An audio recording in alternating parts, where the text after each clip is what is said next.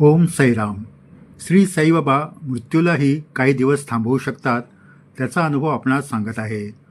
हरदा येथे राहणारे honorary magistrate Krishnarao Narayan Parulkar यांनी एक अनुभव लिहून 1925मध्ये शिर्डी संस्थानच्या मराठी भाषेच्या मासिकात दिला होता.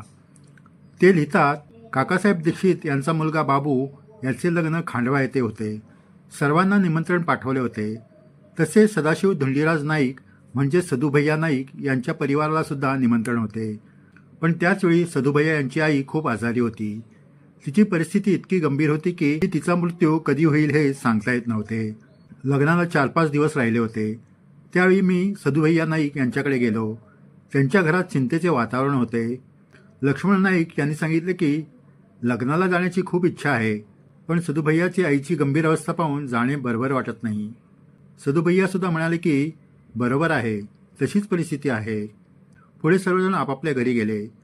त्याच रात्री बाबा माझ्या स्वप्नात आले आणि म्हणाले, सदूला सांग की त्याची आई काकांच्या येथील लग्नाच्या आड येणार नाही, ती एकादशीला जाईल.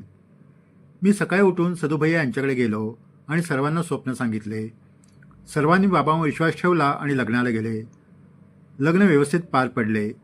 बाबांनी सांगितल्याप्रमाणे लग्नानंतर एकादशीला रात्री 12 वाजता सदुभैया यांची आई निधन पावली. बाबांनी काकासाहेब दीक्षित यांच्या मुलाच्या लग्नात विघ्न येऊ नये म्हणून सदुभैया नाईक यांच्या मातृश्रीचा मृत्यू पुढे ढकलला होता. हे फक्त ईश्वर अवतार असलेली विभूतीच करू शकतात आणि श्री साईबाबा हे अवतारी होते. जय साईराम. असेच अद्भुत अनुभव ऐकण्यासाठी हे चॅनल जरूर सबस्क्राईब करावे आणि व्हिडिओ शेअर करावे.